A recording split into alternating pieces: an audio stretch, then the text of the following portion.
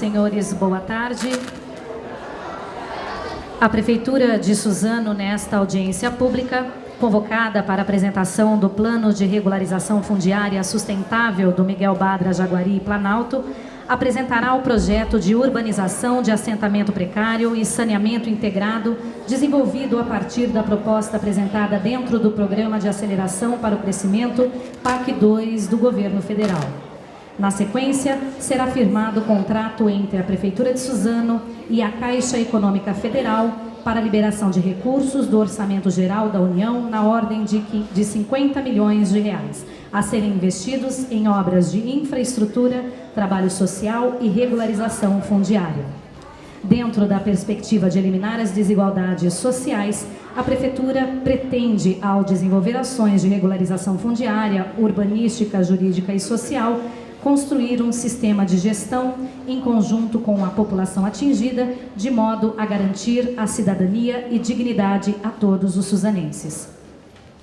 Destacamos as presenças de diversas autoridades, entre elas daquelas que irão conduzir esta solenidade, mas que, por uma questão de ordem, permanecerão sentadas na primeira fila. São elas o senhor prefeito da cidade de Suzano, Marcelo Cândido, que está a caminho deste evento, o senhor deputado estadual José de Souza Cândido, o senhor vereador da Câmara Municipal de Suzano, Vanderly Ferreira Dourado, o Derli do PT, o senhor vereador da Câmara Municipal de Suzano, Arnaldo Marim Júnior, o Nardinho, o senhor secretário municipal de Política Urbana, Miguel Reis Afonso, representando o senhor presidente da Caixa Econômica Federal, senhor Jorge Fontes Hereda, está conosco o senhor superintendente nacional de programas sociais da Caixa Econômica Federal, senhor Ivan Domingues das Neves, também o senhor Edson Macena, gerente regional da Superintendência da Caixa Econômica Federal. E também o senhor Miguel Reis Afonso, secretário municipal de Política Urbana da Prefeitura de Suzano. Da mesma maneira, gostaríamos de agradecer as presenças das diversas autoridades aqui presentes, bem como representantes de diversos setores da sociedade que aqui prestigiam essa solenidade. São eles o senhor César Maronde, gerente-geral da Caixa Econômica Federal, Agência Suzano, Silmara Helena Pereira de Paula, secretária municipal de Comunicação Social, senhora Célia Cristina Pereira Bortoleto, secretária municipal de Saúde, senhor Cláudio Scali, secretário municipal de Infraestrutura e Obras, senhor Hamilton Luiz da Silva, secretário municipal de Defesa Social e Prevenção à Violência, senhor Jesus Paulo Rita, secretário municipal de Segurança Alimentar e Nutricional e de Agricultura e Abastecimento, senhor Luiz Henrique, engenheiro da Consugal, responsável pelo projeto executivo, senhor Walter Roberto Bill, vice-prefeito e secretário de governo aqui conosco, e a imprensa aqui representada pelo Jornal Diário de Suzano. Dando prosseguimento a essa audiência, ouviremos agora uma apresentação dos planos de regularização fundiária, feita pelo senhor Miguel Reis Afonso, secretário de Política Urbana da Prefeitura de Suzano, que na sequência irá conduzir as intervenções da plateia. Bom, pessoal, boa tarde. Boa tarde, pessoal. Agora pensei que a feijoada estava muito pesada ainda. Veja só, é com muita satisfação que nós estamos abrindo essa audiência pública que vai debater o plano de regularização fundiária sustentável do bairro Jaguari e Badra Planalto. Eu queria cumprimentar todos os amigos da Caixa Econômica, o César, o Edson, o Ivan que veio de Brasília para poder prestigiar esse evento. Queria cumprimentar os colegas secretários que estão aqui, os nossos vereadores, o Cândido, deputado estadual, cumprimentar a todos que de uma forma ou de outra colaboraram para a consecução desse projeto. Fazer uma menção especial aos nossos amigos da IEM, que estão trabalhando na infraestrutura aqui, que se dedicaram bastante para montar esse evento e criar condições para que ele pudesse acontecer. E também os amigos da Consugal, que é a empresa contratada pela Prefeitura para desenvolver os projetos que a Prefeitura vem desenvolvendo a partir do Programa de Aceleração do Crescimento, PAC 2, que é um programa que iniciou no governo Lula e hoje a presidente Dilma está fazendo um esforço muito grande para que ele tenha concretude, né? E as questões referentes a... E aí foi uma luta muito grande, vou contar para vocês como é que foi, né? Nós, quando abriu o PAC 2, nós tínhamos a possibilidade de apresentar até 7 projetos, né? Nós apresentamos 5, que eram importantes. Desses 5, foram selecionados 3, que era o Miguel Badra, Jaguari, Badra Planalto e a obra no Parque Maria Helena, que é uma área também que é muito sensível à inundação no final do ano, no começo do ano. E na discussão que aconteceu em Brasília, o povo nosso da Consugal estava lá, né? Nós estivemos lá conversando, da dificuldade de fazer passar os projetos. E passou o Badra Planalto, passou o Badra Jaguari. Então, esse investimento que nós vamos fazer, nós já estamos há mais de um ano negociando com o Ministério das Cidades, com a Caixa Econômica, para poder chegar nesse momento e apresentar ele para a comunidade de forma mais concreta. Agora, por que é tão difícil aprovar projetos assim? Porque a questão da regularização fundiária, embora necessária, embora no entendimento de todos, que é importante que ela aconteça, porque valoriza a casa do cidadão, reconhece o direito de posse que ele tem e faz com que ele tenha melhorias objetivas, não é aceito por todos. Nós temos muitos entraves para poder atingir, precisa de um esforço muito grande para que ele possa vir a acontecer.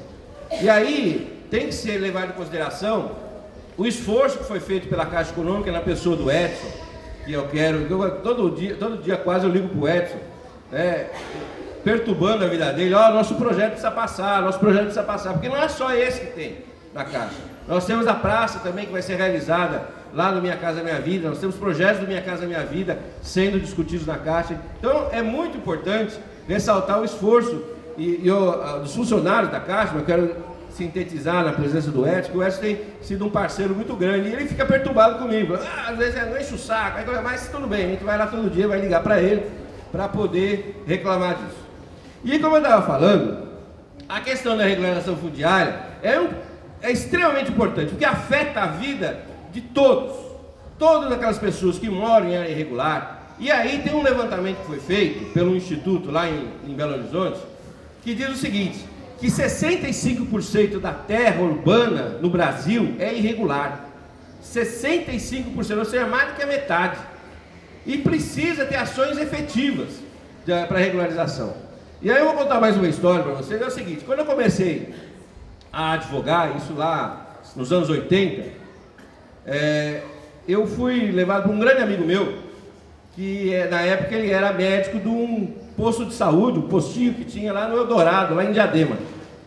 E ele chegou para mim e falou o seguinte, olha, eu não sei o porquê, mas tem muita gente com pressão alta lá na região do Eldorado.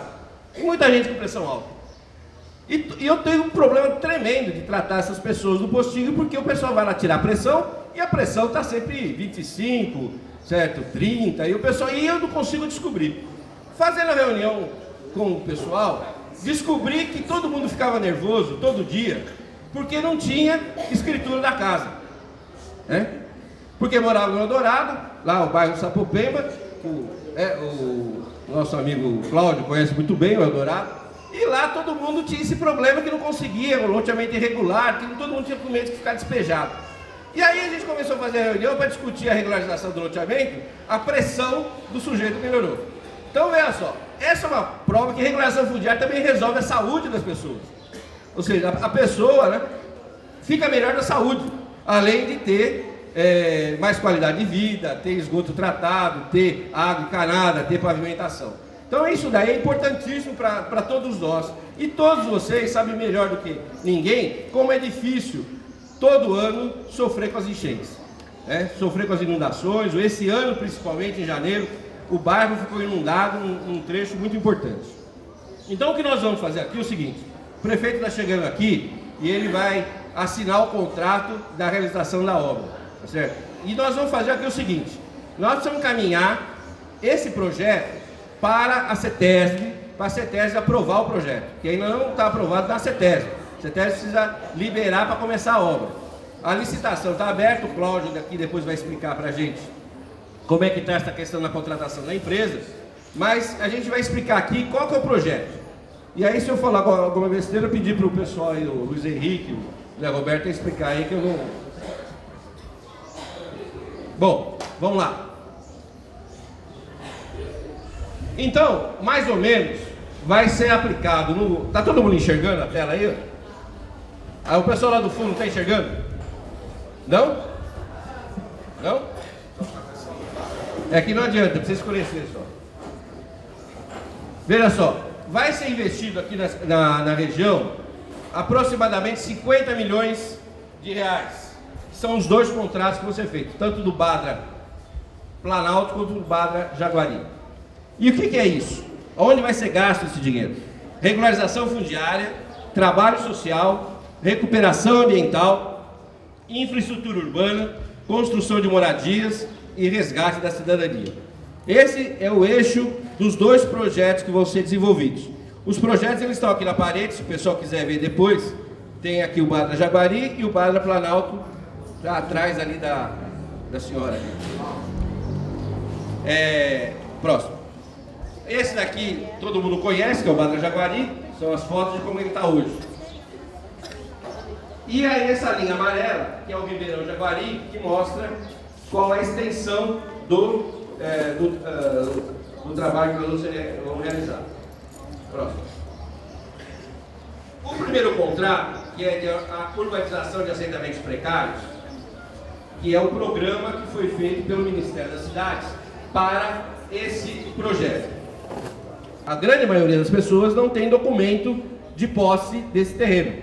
Então, o objetivo principal é regularizar essa posse e trazer infraestrutura. Por quê?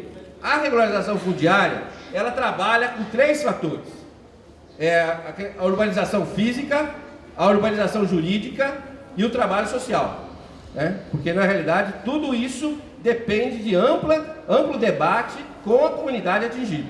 Não dá para fazer nenhuma ação dessa se a população não estiver envolvida e não estiver conversando com a prefeitura para poder desenvolver essa ação. E quando nós fizemos o trabalho de apuração de área de risco, isso foi feito em 2006.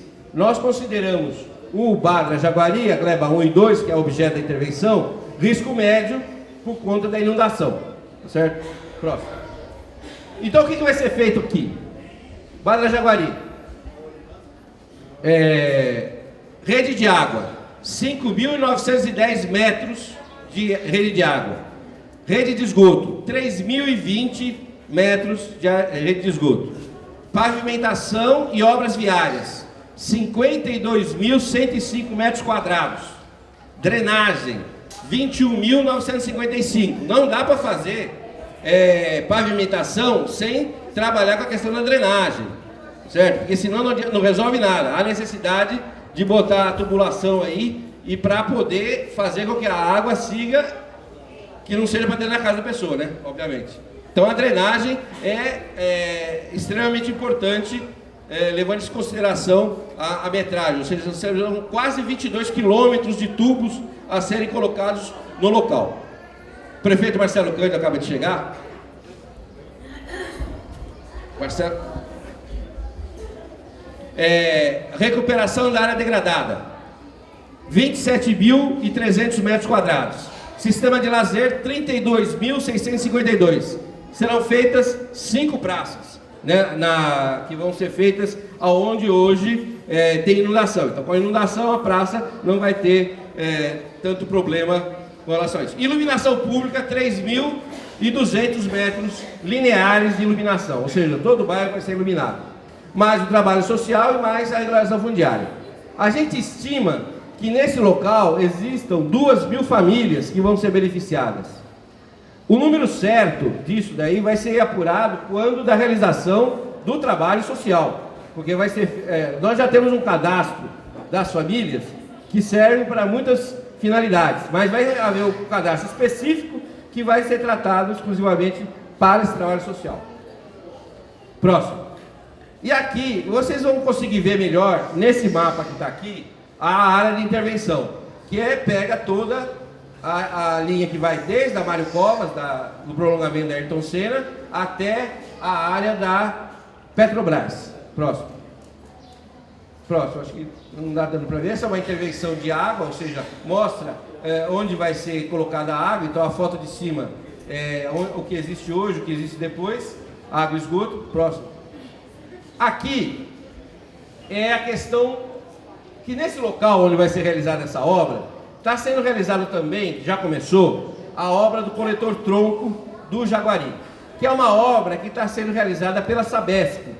Essa obra faz parte de um acordo que a Prefeitura fez com a Sabesp para renovar o contrato por mais 30 anos, que a Sabesp vai atuar na cidade. E ela já começou a fazer a obra. Essa obra vai fazer com que todo o esgoto que seja captado na região norte, a região mais baixa da cidade, seja levado para a estação de tratamento. Então os problemas que as pessoas têm de saúde, eles vão diminuir bastante, porque grande parte dos problemas de saúde que a pessoa tem é porque mora numa área em conflito, é uma área que não tem saneamento. Então isso vai vir a resolver sobremaneira essa atuação. E já existe hoje, então, o alinhamento que é mais ou menos parecido com a obra que nós vamos realizar de urbanização. Próximo.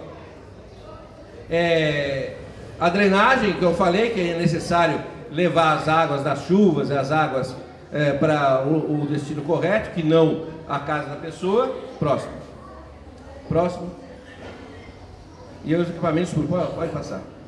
E aqui é o seguinte, esse é o grande problema, que eu acho que depois aí a Solange, que é assessora da Secretaria de Meio Ambiente, podia explicar melhor. Mas o que nós temos aqui é o seguinte, a legislação ambiental fala o seguinte, que você tem que ter 30 metros da margem do córrego. Mas tem gente dentro do córrego, né? Mora praticamente dentro do córrego. Então o que nós fizemos? Por isso que nós estamos realizando a audiência pública para poder apresentar um projeto em que a CETESB vai observar a faixa de 15 metros, vai autorizar a fazer a obra nessa faixa de 15 metros, que é o que permite a legislação atual, a legislação ambiental. Vamos lá. Aqui são as praças, volta lá. São as praças que vão ser criadas a partir desse processo de urbanização, que são 5 praças. Essa área toda, ela vai ser, não vai ser permitido ter construção. Essa vai ser uma grande praça, mais uma aqui, outra aqui. Todas as áreas onde tem uma inundação mais importante, né, ela vai ser beneficiada com esse equipamento, para que as pessoas não precisem sofrer com inundação futura, tá certo? Então isso tudo vai beneficiar o bairro como um todo. Vamos lá. E aqui nós vamos, é lógico, aí o pessoal vai ficar nervoso, né? Bom, vai realizar a praça onde que eu estou morando, né? Aqui nós temos um projeto de lote urbanizado, que é uma coisa acertada com a Sabesp para poder realizar, ou seja, eles vão dar recurso para que a gente possa viabilizar os lotes urbanizados para as pessoas, é uma área pública, e a pessoa também vai receber uma cesta de material que for selecionada. Aqui é o Parque Linear de Jaguari, que é um recurso do governo do estado, que está em desenvolvimento, e lá no fundo é onde vai ser construído, depois eu mostro uma outra lâmina mais para frente, onde vai ser construído o conjunto Minha Casa Minha Vida, com 400 unidades, que vai atender essa e as outras áreas aqui da cidade. Próximo. Bom, isso daqui é o Badra, que eu passei, é o Badra Jaguari. Agora vamos para o Badra Planalto, que é a mesma situação, só que o Badra Planalto tem a seguinte característica. Badra Planalto é uma área de encosta, ou seja, é o morro. Então a pessoa mora pendurada no morro. E nós tivemos, aí o Hamilton está aqui, que coordena a Defesa Civil, esse ano nós tivemos muito problema lá no Badra Planalto. Nós tivemos que fazer a remoção das pessoas de forma muito importante, porque as pessoas estavam penduradas, caiu a chuva de janeiro, e na chuva de janeiro ela tinha perigo de escorregamento das casas, então tivemos que fazer essa remoção emergencial. Agora, para evitar que tenha remoção, essas remoções emergenciais, é que nós conseguimos recursos, como eu falei, foi uma disputa difícil, mas nós conseguimos recurso para fazer obras lá que importem na segurança das casas. Ou seja, as casas não vão mais escorregar. Essa área fica entre a rua Emília Barrada Simões e a rua Daniel dos Santos. A Daniel dos Santos fica em cima, a Barrada Simões fica embaixo. E aquele grotão que está ali no meio, que tem as casas. Volta. Aí é o seguinte, o programa já não é assentamento precário, é saneamento integrado. Como eu falei, é a mesma coisa. O Badra, um loteamento de 57, foi registrado em 66. Isso tudo a gente identifica no Planalto a gleba 6. E no plano de risco que foi feito em 2006, tinha grau 3, que era o grau alto. E nós já removemos muitas famílias lá no Badra Planalto. Próximo. E aqui, de novo, o que vai ser feito lá? Rede de água, 760 metros. Rede de esgoto, quase 1.200 metros de rede de esgoto. Pavimentação, 2.071 metros quadrados. Você vê a grande diferença entre o Badra Jaguari e o Badra Planalto com relação à questão da pavimentação. E a drenagem, aí inverte, né? A drenagem aqui é muito maior no Badra Planalto, porque precisa evitar que as águas invadam as casas das pessoas, essas casas venham para baixo. E aí a gente está com 21 mil, quase 22 mil metros de drenagem. A recuperação da área degradada 2,30 km e o sistema de lazer 3 unidades, ou seja, 3 praças nesse local. E iluminação pública 2.500 metros, mais o trabalho social e mais a regularização fundiária. A gente acredita que mais ou menos 1.200 famílias estejam morando lá e elas vão ser beneficiadas com essa obra. Próximo. E aí você pode ver que um Badra Planalto realmente, olhando de baixo, o pessoal da Caixa, viu, César? O pessoal da Caixa que veio fazer a vistoria aqui ficou meio nervoso, né? Quando viu, ficou na rua Barrada Simões e olhou para cima. Falou, mas como é que vocês vão fazer com a casa que está lá em cima? Vamos fazer um muro de arrimo, né? Mas fica meio difícil lá imaginar como é que o pessoal consegue morar ainda hoje. Principalmente essa casa aqui, que está digno de Niemeyer, né? Porque ela está bem avançada, ela tem um projeto arquitetônico excelente. Vamos lá. Bom, aí é o desenho, que eu acho que esse aqui está mais lindo, está naquela outra prancha ali. Ou seja, esse grotão todo aqui, que é essa parte do meio, né, que é onde que o pessoal tá pendurado, todo ele vai ser beneficiado, vai ser feito um muro de arrimo, de modo a evitar que isso aqui comece a escorregar novamente. Então o muro de arrimo vai fortalecer isso e vai fazer com que a gente tenha mais segurança dessas unidades. Próximo. Aí a mesma coisa, água e esgoto, só que fica difícil de ver, mas pode passar. A drenagem, que também é a mesma situação. A pavimentação, não tem pavimentação aqui. Você pode ver que não tem nenhuma pavimentação. A gente vai fazer essa pavimentação. Próximo. E aqui é o sistema de lazer, como vai ser feito. Porque esse sistema de lazer é importante, porque vai ser feito uma quadra aqui, vai ser feito alguns equipamentos, mas ele é importante porque ele também garante a segurança do imóvel. Ou seja, quanto mais você planta árvore, mais seguro está o morro. Vamos lá. Agora, essa é a última apresentação, o último slide, que é o seguinte. O Jaguari está aqui, o Planalto está aqui, e aqui, desse lado aqui, nesse terreno, vai ser construído o programa Minha Casa Minha Vida, né? Minha Casa Minha Vida vai ser construído nesse local. Ou seja, a gente está garantindo que as pessoas não mudem de bairro, ou seja, o bairro continua o mesmo. O pessoal vai continuar morando no Miguel Badra, só que com essa garantia da construção do Minha Casa Minha Vida. Então, é importante porque nos projetos de recuperação, de remoção, sempre você tem por exemplo, em São Paulo, na época de Jânio Quadros, vamos citar. Jânio Quadros pegou uma favela que o pessoal morava na Vila Maria e mandou lá para o Santa Edelvina. Ou seja, o pessoal 40 quilômetros de distância. Aqui não, nós estamos garantindo que a pessoa continue morando no Miguel Badra, porque é uma realidade. E aí, nós temos projetos da Caixa Econômica, de 2 Minha Casa Minha Vida, importantíssimos para nós. Um que fica lá em Palmeiras para poder atender a família de risco de toda a região de Palmeiras, tá certo? E outro no Nova América, que também vai atender uma boa parte das pessoas de Palmeiras. Ou seja, que a gente quer garantir que quando a pessoa sai de uma área de risco, ela não vai ser removido e mudar completamente a sua vida, né? Porque o cara está numa área de risco, numa área de inundação, de encosta lá em Palmeiras, ele já vive mais em Ribeirão Pires do que em